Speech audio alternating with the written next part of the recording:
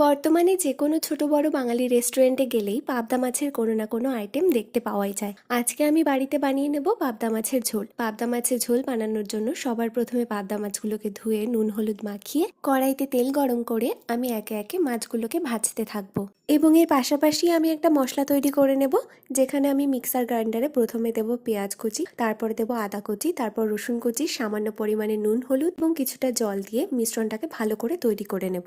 এবং মিশ্রণটা তৈরি হয়ে যাওয়ার পর মাছগুলোকে উল্টে পাল্টে ভালো করে ভেজে নিয়ে সেগুলোকে তুলে নেব।